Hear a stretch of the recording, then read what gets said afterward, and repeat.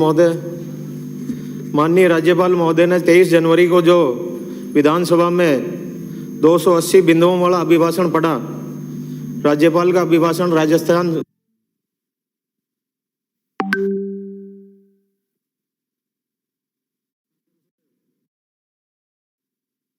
उपलब्धियां सिर्फ बजट और घोषणा व कागजों में ही सिमट कर रहेगी और धरातल पर हम सबको पता है जनता को और आम जनता या कोई मजदूर वर्ग हो, किसी को भी इस घोषणा का कोई लाभ नहीं मिला है।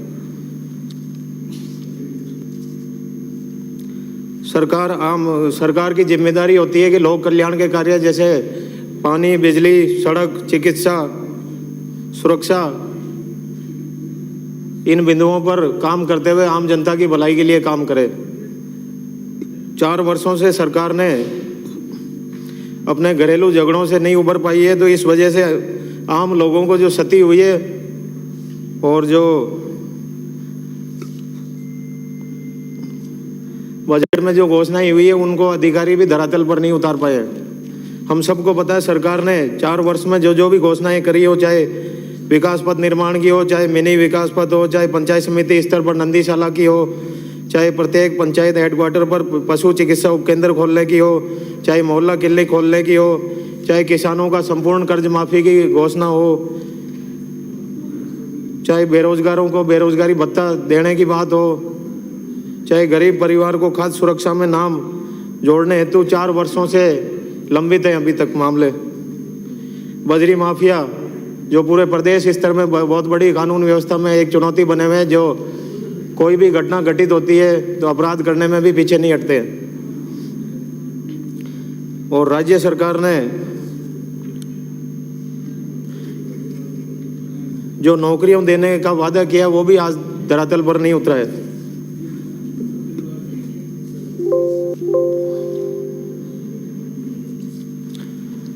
सभापति महोदय, सर्वप्रथम मैं किसानों की बात करते हुए अपनी बात शुरू करना चाहूँगा। जिस प्रकार राज्य सरकार ने समृद्ध किसान, खुशहाल किसान और समृद्ध किसान की बात करी है, लेकिन ये बात पूरी तरह से गलत साबित हुई है।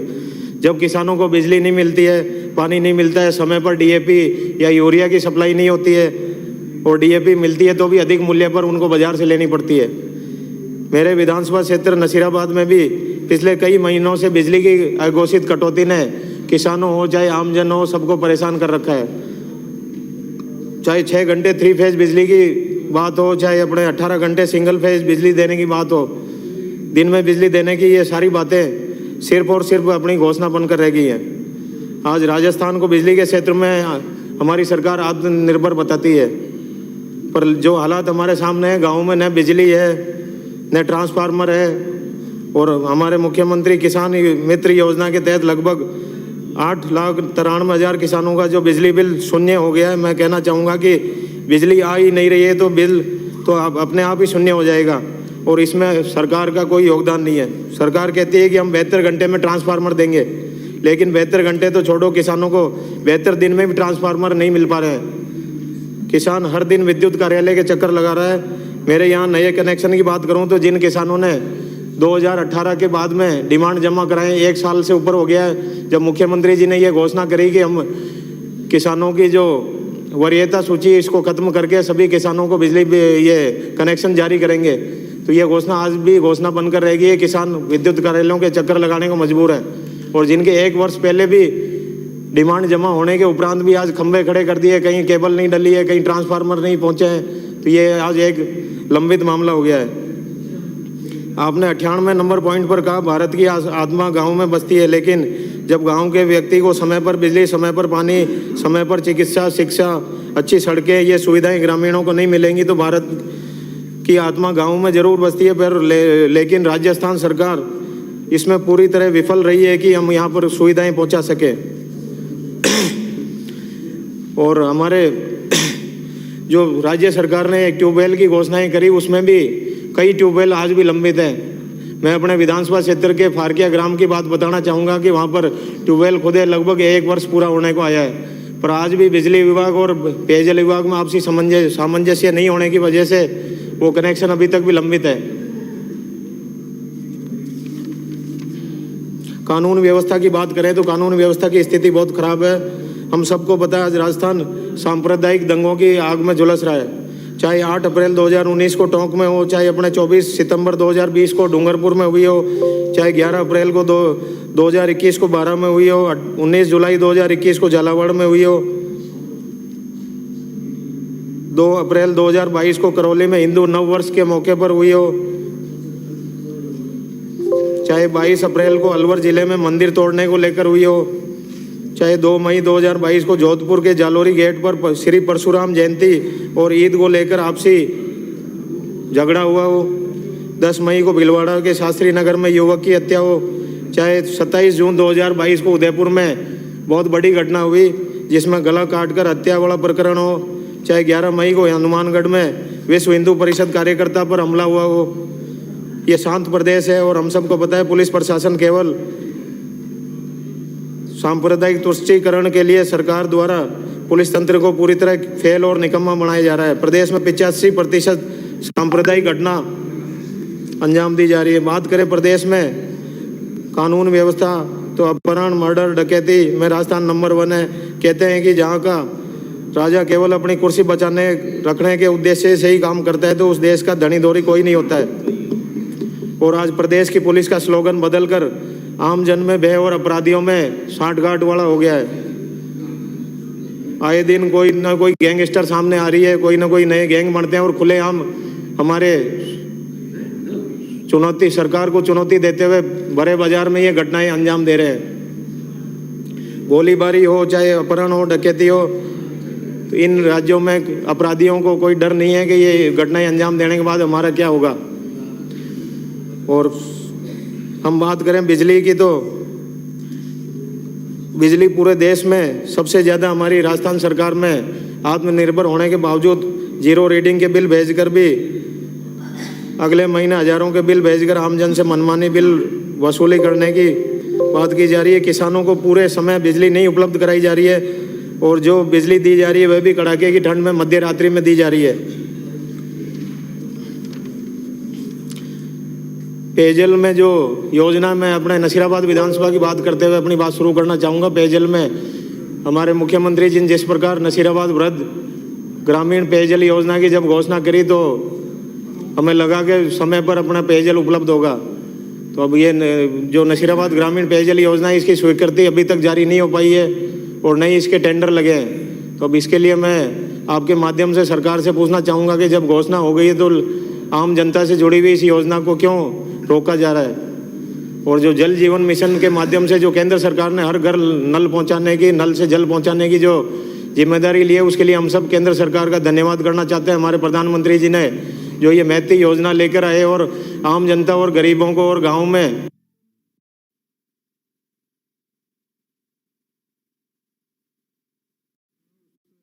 हमारे पर मैं अपने पेयजल मंत्री जी को ये कहना चाहूँगा कि जो ये नसीराबाद ग्रामीण पेयजल योजना है इसको रोका जा रहा है तो इसको जल्द से जल्द शुरू करवाएं, क्योंकि इसमें अनेक पंचायतें हैं जिनमें समय पर पेयजल सप्लाई नहीं हो पा रही है, लोगों को पीने का पानी उपलब्ध नहीं हो पा रहा है। और इस योजना के नहीं पहुंचने से लोगों के आम जरूरत की जो ये पेयजल योजना है इसमें पानी नहीं पहुंच पा रहा है। इससे जुड़े हुए गाँव चाहे रामसर हो, चाहे श्रीनगर हो, चाहे पुष्कर विधानसभा के भी गांव इस योजना के माध्यम से जुड़ेंगे तो इस योजना को जल्द से जल्द शुरू करवाई जाए। क्योंकि अब पेयजल विभाग में हम जब बात करते हैं तो ये कहते हैं कि जब तक आपका रिजर्वेशन ऑफ वाटर ये नहीं बढ़ेगा अपने सिंचाई विभाग से, जब तक आपको पेयजल के लिए इस योजना का अप्रूवल हम नहीं कर सकते और न ये अप्रूव्ड होगी। तो अब इस योजना के बजाय हमारे जल जीवन मिशन के माध्यम से हर गाँव में छोटी छोटी योजनाएँ बनाई जाए। अगर ये नहीं हो पाए शुरू तो कम से कम लोगों को पानी उपलब्ध हो पाए। जड़वासा जो हमारे ग्राम पंचायत हेडक्वार्टर है वो अभी तक भी पेयजल के किसी सोर्स से नहीं जोड़ पाया है, किसी न किसी कारण से वहाँ पर पेयजल बीसलपुर योजना से अभी नहीं जुड़ा है। तो आपके माध्यम से मैं ये कहना चाहूँगा कि जल्द से जल्द जड़वासा की पेयजल योजना को भी मंजूरी दी जाए। राजस्थान पेयजल की दृष्टि से बहुत पीछे है तो हम सबका ये मानना है कि जल जीवन मिशन के इस योजना को जल्द से जल्द पूरी की जाए। सिंचाई एक महत्वपूर्ण विषय है और हमारे किसानों की समृद्धि जब भी आएगी जब हम किसानों के लिए सिंचाई के सोर्सेज को डेवलप करेंगे। तो सिंचाई के लिए हमारी केंद्र सरकार की जो योजनाएं हैं उनको हम समय पर पूरा करें और जो हमारे किसानों को कुओं के माध्यम से भी सिंचाई के लिए कनेक्शन जारी समय पर किए जाएं। और आज हम सबको पता है चिकित्सा के क्षेत्र में जब सभापति महोदय भारतीय जनता पार्टी की सरकार ने भामाशाह योजना में 3 लाख के इलाज का प्रावधान किया और केंद्र सरकार ने आयुष्मान योजना लागू की जिसमें पूरे भारत में अनुबंधित प्राइवेट हॉस्पिटल में 5 लाख तक का इलाज निःशुल्क उपलब्ध करने का प्रावधान है। आपने दोनों को मिलाकर नया नाम चिरंजीवी कर दिया है। भामाशाह योजना में महिलाओं की शादी डिलीवरी हो, चाहे सिजेरियन हो, चाहे बच्चादानी का ऑपरेशन हो, चाहे भामाशाह योजना में शामिल था। आपने चिरंजीवी योजना में इसको शामिल नहीं करके महिलाओं के साथ कुठाराघात किया है। हम सब ये मांग रखते हैं कि महिलाओं की इन बीमारियों को भी चिरंजीवी योजना में शामिल करें। आयुष्मान योजना में पूरे भारत में अनुबंधित हॉस्पिटलों में इलाज निःशुल्क था, लेकिन राजस्थान सरकार ने इसे चिरंजीवी में शामिल कर राजस्थान तक सीमित कर दिया है। राजस्थानियों को पूरे भारत में 5 लाख तक के निःशुल्क इलाज से वंचित करके अब आपकी सरकार ने कुठाराघात किया है।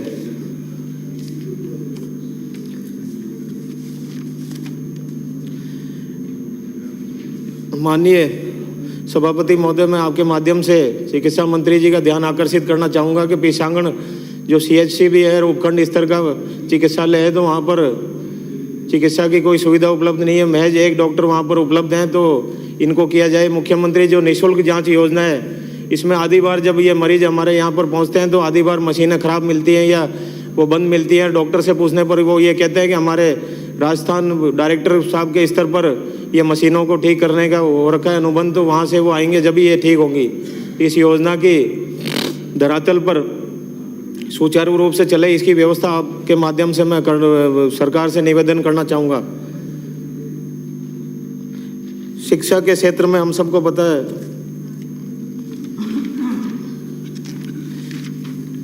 माननीय सभापति महोदय, पैरा नंबर 187 में आपने कहा 1043 उच्च प्राथमिक विद्यालयों को उच्च माध्यमिक विद्यालयों में तथा 3834 माध्यमिक विद्यालयों को उच्च माध्यमिक विद्यालयों में क्रमोन्नत किए गए हैं। 548 राजकीय प्राथमिक विद्यालयों को उच्च प्राथमिक विद्यालयों में तथा 143 नवीन राजकीय प्राथमिक विद्यालय खोले गए हैं। साथ ही आपने राजकीय विद्यालयों को अंग्रेजी माध्यम के राजकीय विद्यालयों में रूपांतरित किया गया है। मैं इन क्रमोन्नत विद्यालयों के संदर्भ में मेरे विधानसभा क्षेत्र नसीराबाद में शिक्षकों की भारी परेशानी से हमारे विद्यार्थी सब परेशान हैं और विद्यार्थी अपनी शिक्षा को बेहतर तरीके से नहीं कर पा रहे हैं। विद्यार्थियों को मूलभूत सुविधाओं का अभाव है, इंफ्रास्ट्रक्चर की कमी है और DMFT के माध्यम से भी महज कम से 4 से 5 विद्यालयों को कमरों की सुविधा दी गई है। तो इसको भी दायरा बढ़ाते हुए सभी जो उच्च माध्यमिक विद्यालय उनमें हॉलों का निर्माण हो, कमरों का निर्माण हो और बच्चों को अच्छी शिक्षा मिले। और मेरा आपसे निवेदन है कि जिस प्रकार प्राइवेट स्कूलों में मूलभूत सुविधाएं होती है, पानी की हो, बिजली की हो, तो हमारे सरकारी विद्यालयों में भी जो जल जीवन मिशन में जो ग्रामीण आबादी के बीच में विद्यालय हैं उनमें कम से कम नल कनेक्शन जारी किया जाए। राज्य सरकार के स्तर पर इस पर कोई निर्णय हो कि भाई सभी विद्यालयों में गुणवत्तापूर्ण पानी पहुंचे, इसकी व्यवस्था सुनिश्चित की जाए। बिजली के क्षेत्र में मैं नसीराबाद छावनी परिषद में जो अभी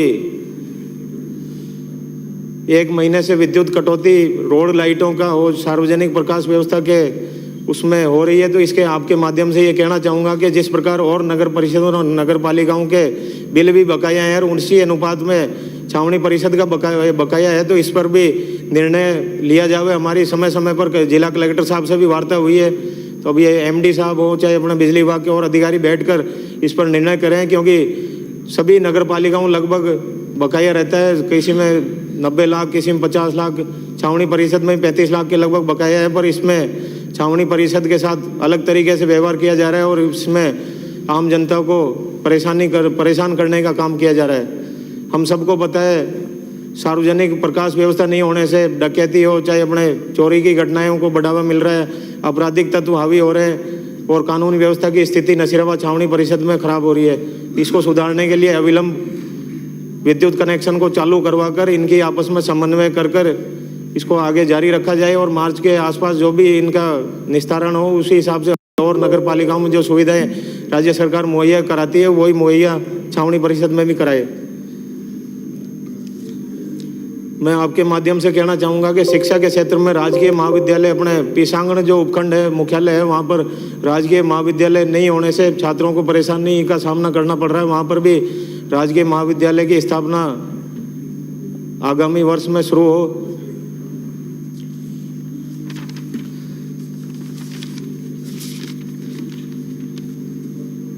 पैरा नंबर 177 में राज्य सरकार ने अभिभाषण में सड़कों का जिक्र किया है। मैं आपको बताना चाहूँगा मेरे विधानसभा नसीराबाद में 2020 दिसंबर में करीब पूरे 1 वर्ष के लिए आंदोलन हुए और जो मुख्यमंत्री जी ने बजट घोषणा में 10 करोड़ की सड़कें पास करी उनमें आज तक भी वो टेंडर की प्रक्रिया में है और टेंडर पूर्ण हो चुके हैं लगभग, पर अभी तक भी काम शुरू नहीं हुआ है। और जो पिछले बजट में 5 करोड़ की जो नॉन पेचेबल और मिसिंग लिंक की योजना में जो सड़कें स्वीकृत हुई है लगभग उनमें भी कई सड़कें आज भी शुरू नहीं हुई हैं। तो इसमें जो जिम्मेदार अधिकारी हैं उन पर कार्रवाई की जाए। स्टेट लेवल पर एक मॉनिटरिंग कमेटी बनाई जाए जो बजट में इस प्रकार की घोषणा में देरी कर रहे हैं उन पर कार्रवाई की जाए। क्यों किस वजह से ये रोडें शुरू नहीं हुई है तो उन पर कार्रवाई करके और काम चालू करवाया जाए जिससे आम जनता को राहत मिले। कानून व्यवस्था की स्थिति में मैं नसीराबाद विधानसभा की बात करना चाहूँगा। जब राज्य सरकार ने बायोडीजल प्राधिकरण का गठन किया और बायोडीजल को ईंधन के रूप में काम में लेने के लिए मान्यता दी, पर पुलिस थानों में अब नसीराबाद जो ट्रांसपोर्ट का बहुत बड़ा काम है यहाँ पर और जो ट्रांसपोर्टर्स को परेशान करने के लिए अब जिनको लाइसेंस जारी कर रखे हैं उनके लाइसेंस के ऊपर अनावश्यक रूप से पुलिस थानों पे दबाव बनाकर हो चाहे और किसी कारणवश इन पे कार्रवाई के नाम पर इन पे जबरन दबाव बनाने का काम राज्य सरकार के अधिकारियों द्वारा किया जा रहा है। तो इस पर भी हमारी राज्य सरकार से मांग है कि राजस्थान हाई कोर्ट ने जब इसमें जो एफआईआर दर्ज हुई उस समय उसको कैंसिल खारिज करते हुए और जब्त वाहनों को छोड़ने का आदेश दिया। हमारे जिला कलेक्टर महोदय ने उस आदेश में रिलीज करने का ऑर्डर जारी किया। उसके बाद भी इसको विलंब करते हुए अधिकारी एक दूसरे पर जिम्मेदारी डालते रहे। तो इस पर भी एक मॉनिटरिंग करते हुए इस पे पुलिस मुख्यालय से आदेश जारी किए जाएं कि इस प्रकार के कामकाज में जहां पर लाइसेंस जारी हो रखे हैं पूरी प्रक्रिया के अनुसार कामकाज हो रहा है तो वहां पर आम जनता को कोई परेशानी नहीं हो ऐसी व्यवस्था की जाए। मैं आपके माध्यम से कहना चाहूँगा कि रबी 2022 में चना के समर्थन मूल्य पर खरीद किया और आपके माध्यम से सरकार को आग्रह करना चाहूँगा कि राजस्थान में चना से ज़्यादा बाजरा रायड़ा गेहूं का उत्पादन तो होता है। सरकार ने ये जींस वालों की नई खरीदी करके चना भी अंतिम समय में खरीद किया। वह सभी किसानों ने अपनी जींस बाजार में बेचकर इतिश्री करी। किसानों को बाजरा 2350 की जगह 1500-1600 में बाजार में बेचना पड़ा। आज सरकार की उदासीनता के कारण किसानों को बाजार में कम कीमत में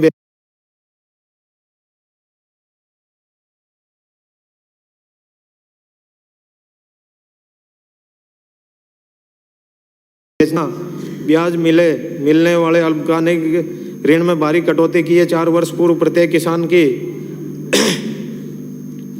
सोसाइटी के माध्यम से कोऑपरेटिव जो सोसाइटी के माध्यम से अल्पकालिक ऋण जो 1 लाख से 1.5 लाख तक ऋण बिना ब्याज मुक्त दिया जाता था वो 4 वर्षों में आज 15 से 20 हज़ार 25 हज़ार तक सीमित हो गया है। तो किसानों को फायदा पहुंचाने के लिए कम से कम इसकी सीमा बढ़ाई जाए और किसानों को समय पर यह ऋण उपलब्ध करवाया जाए। मैं आपके माध्यम से परिवहन विभाग में की मांगे मैं रखना चाहता हूं कि जिस प्रकार कोविड के समय में परिवहन की रोडवेज बसों को बंद किया गया उसके बाद में राज्य सरकार ने इन बसों को बेच दिया या वो उपलब्ध नहीं करा पाए, उस कारण से आम जनता को भारी परेशानी का सामना करना पड़ रहा है। कई बड़े रूट हो चाहे उपखंड मुख्यालय हो चाहे जिला चिकित्सालय को जोड़ने वाले हो चाहे अपने हाई कोर्ट हो चाहे अपने जिला न्यायालयों को जोड़ने वाले विद्यार्थियों के लिए सबको परेशानी का सामना करना पड़ रहा है। क्योंकि हम सबको पता है परिवहन के साधन समय पर उपलब्ध नहीं होने से कितनी परेशानी का सामना करना पड़ता है। कई बार एग्ज़ाम के समय में बसें उपलब्ध नहीं होने के कारण एग्ज़ाम नहीं दे पाते हमारे विद्यार्थी। तो पीसांगण उपखंड मुख्यालय जहाँ पर हर घंटे में रोडवेज की बस की सुविधा उपलब्ध कोविड के समय में हुई, पर आज के समय में सिर्फ 2 बसें अजमेर जिला मुख्यालय के लिए है और 1 बस मात्र जयपुर के लिए है। तो इस व्यवस्था को और सुधारा जाए। परिवहन में और भी हमारे जो बड़े कस्बे हैं, चाहे रामसर हो चाहे श्रीनगर हो, यहाँ से अजमेर मुख्यालय को जोड़ने वाली बसें भी नियमित रूप से नहीं चल रही हैं और बसों को बंद कर दिया गया है। इनको भी पुनः शुरू किया जाए। और आपके माध्यम से मैं ये कहना चाहूँगा कि जो इसके लिए निजी परिवहन सेवा का भी जब तक बसें उपलब्ध नहीं हो, कम से कम सरकार की ओर से निर्णय लिया जाए कि हमारे जो बसें निजी परिवहन सेवा से उपलब्ध हो जाएं, उनको परमिट जारी किए जाएं, जिससे आम जनता को राहत मिल सके। आपने पैरा नंबर 152 में आम जनता को पब्लिक फ्रेंडली वातावरण उपलब्ध कराने के लिए पुलिस थानों में स्वागत कक्ष बढ़वाने का बात कही। पहली बात तो मैं ये कहना चाहता हूँ कि स्वागत कक्ष बढ़ाने से आम आदमी का व्यवहार में कोई, पुलिस के व्यवहार में आम जनता के प्रति कोई सुधार होना अभी अपेक्षित है। और पुलिस थानों में जो परिवादियों के साथ जो व्यवहार किया जाता है वह उचित नहीं है। आपने पैरा नंबर 21 में राजस्थान प्रदेश को निरोगी राजस्थान प्रदेश की ओर अग्रसर किया है। तो चिकित्सा सुविधाएं हमारे पास उपलब्ध नहीं है, इनको सुचारू किया जाए। पैरा नंबर 266 में राजस्थान को सूरवीरों की धरा बताया आपने। देश की रक्षा के लिए सैकड़ों वीर सपूतों ने बलिदान दिया। इसी संदर्भ में मेरा आपसे आग्रह है कि समय है, आज कोई दिक्कत। देश का जो चौथा स्तंभ कहे जाने वाला मीडिया कर्मी है, आज सुरक्षित नहीं है। इन पर लगातार हमले हो रहे हैं। साथ ही 10 साल पहले हमारे मुख्यमंत्री जी ने नाइला में मीडिया कर्मियों को पत्रकार आवास योजना के तहत प्लाट देने की घोषणा की थी, लेकिन आज भी 571 आवासी 1 महीने से आंदोलन कर रहे हैं। इनकी भी सुनवाई की जानी चाहिए। पैरा नंबर 151 में विद्यार्थियों को अपने यूनिफॉर्म के 2 सेट व सिलाई के लिए 200 रुपये प्रति विद्यार्थी के दिए। मैं सरकार से पूछना चाहूँगा कि ऐसा टेलर मुझे भी बता दें जो 200 रुपये में यूनिफॉर्म और उसकी सिलाई 2 सेट की कर देवे। मुझे ऐसा लगता है कि सरकार बच्चों के साथ मजाक कर रही है। पैरा नंबर 107 प्रशासन गाँव के संग अभियान 2021 के तहत आपने आम जनता से जुड़े मामले अधिकारियों के सामने दर्ज हुए पर यह कहते हुए परेशानी होती है कि इनका निस्तारण आज भी लंबित है। आपने 74,160 पट्टों का जिक्र अपने अभिभाषण में किया है, लेकिन जो अभियानों में आम लोगों की समस्याएं आई उनका जिक्र आज तक नहीं हो पाया है। पर्यटन और धार्मिक जो हमारे स्थल है उनको जोड़ने की राजस्थान सरकार ने बजट में जो घोषणा करी उसको भी आज तक पूरा नहीं किया है। जो हमारे धार्मिक दृष्टि से महत्वपूर्ण हमारे कस्बे हैं, चाहे मंदिर हैं, उनको आज तक भी सड़क विहीन हो, चाहे और सुविधाएं विहीन है। 2 मिनट और बोल रहे हैं आप, 2 मिनट और।